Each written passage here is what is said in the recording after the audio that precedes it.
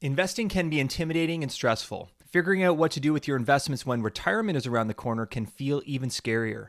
Retirees want to have a good investment experience and strong returns, and they want to enjoy their retirement free of as much stress as possible. In this video, I'm going to walk you through the 5 big decisions that retirees need to think about as they plan out their retirement investment plan.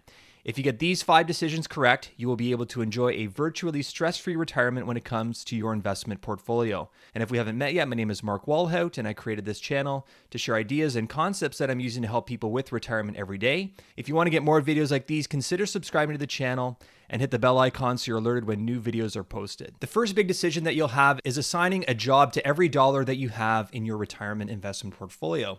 You'll want to decide how much you're going to allocate from your retirement nest egg across different goals or buckets. This decision will help you make the next set of decisions much more clear. So bucket number 1, you would think about things that you want to earmark for short-term money. So this is money that you'll need to spend on large capital purchases sometime in the next 5 years or less. Examples that come to mind for a new retiree are a new vehicle, perhaps putting a new roof on your home, or perhaps a large monetary gift to your kids. This bucket will be designed to be tipped over all at once. So you want to make sure that it's not invested in assets that are more volatile, because you run the risk that the need for the money to be withdrawn coincides with a market correction. The type of investments that you can consider for bucket number 1 would be things like simple high interest savings accounts and guaranteed income certificates. Bucket number 2 is going to be your income for life bucket. So this is the bucket from which you're going to draw monthly paychecks to your bank account to pay your regular bills in retirement. This bucket is designed to be drawn down bit by bit over your 30-year plus retirement. Because of the nature of this bucket, it can be invested in higher growth, higher volatility portfolios, such as a balanced portfolio of equities and fixed income. This gives your bucket the potential for rising your income payments throughout your retirement to keep up with the cost of living. Portions of this bucket can also be allocated to annuities so that you can shore up your guaranteed income sources,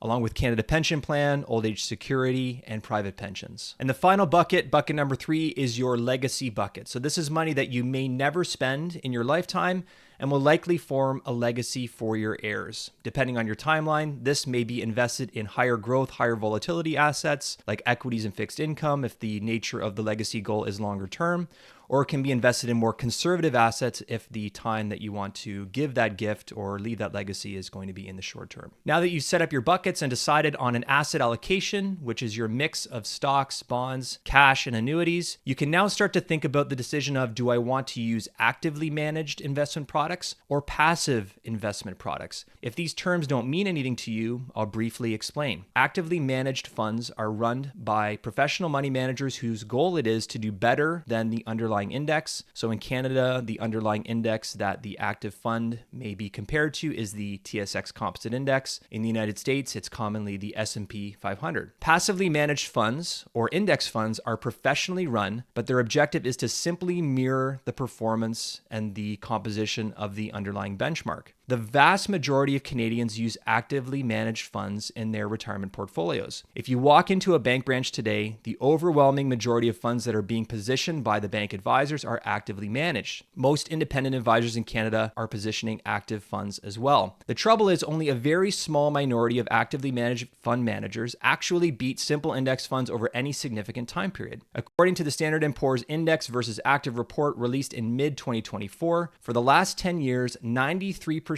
of Canadian equity funds have underperformed the TSX, 96% of US equity funds have underperformed the S&P 500, and 97% of international funds have underperformed the S&P World Index. The primary reason for this underperformance is cost. Most actively managed fund fees are 3 times or more expensive than their passive index fund peers. For my money and for my clients' money, I don't like playing games where my chance of losing is greater than 90%.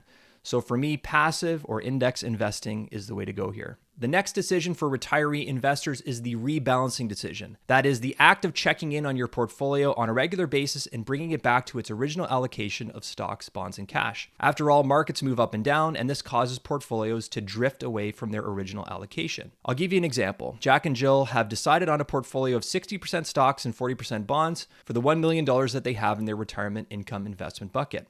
In the first year of their retirement, the equity portion of their portfolio has gone up 10%, and the fixed income component of their portfolio has gone up 2%. Their portfolio, therefore, has drifted from 60% equities, 40% fixed income, to 62% equities and 38% fixed income. If Jack and Jill want to rebalance their portfolio back to 60-40, they'll need to sell some of their stock index funds and purchase more fixed income funds. Now, rebalancing is easy to misunderstand. It does not necessarily improve your portfolio's performance over time, but what it does do is help you manage risk. Take, for example, a retired couple who started retirement in 1989 with a portfolio of 60% equities and 40% fixed income. If they never rebalanced, since equities have done better than fixed income over the following 30 years, their portfolio would have drifted to being 80% equities and 20% fixed income by the end of 2021.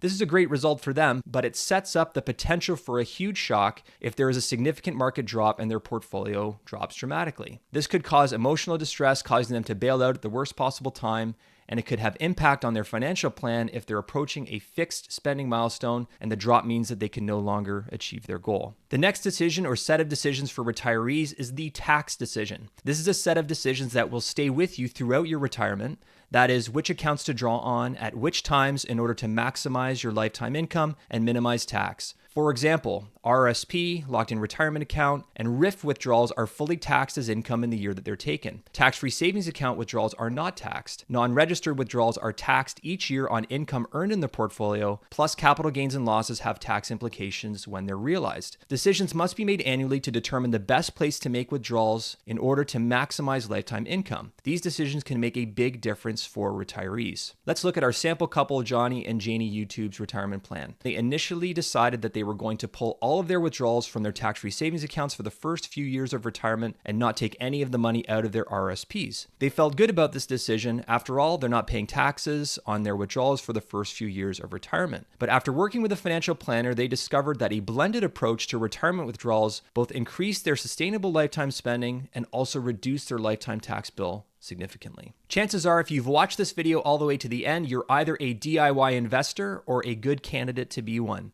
Or you may have reached this point in the video and thought, wow, it would be great if I could have somebody guide me through these decisions on either a one-time or an ongoing basis. Either way, you're in luck. There are many resources available, including the videos in this channel, the work of the FP Collective, books and podcasts that you can use to help you make good investment decisions throughout your retirement. If you're looking for a financial planner, there are a couple ways that you can engage with one. You can hire a financial planner to build you a financial plan that you can implement on your own for a one-time fee. You can also hire a financial planner on a retainer that will act as an ongoing coach or guide to help you through these decisions on an ongoing basis. And finally, if you want to outsource the management and implementation of your portfolio, plus receive ongoing financial planning advice and guidance in all these areas, including investment buckets, index funds, ETFs, rebalancing, tax decisions, estate planning, and more, you can hire a fee-for-service investment and financial advisor like me. And if you're interested in that, I'm going to include a link at the top where you can learn a bit more about onboarding at Wellhead Financial. There's no right or wrong answer here. Yes, hiring a financial planner has a monetary cost.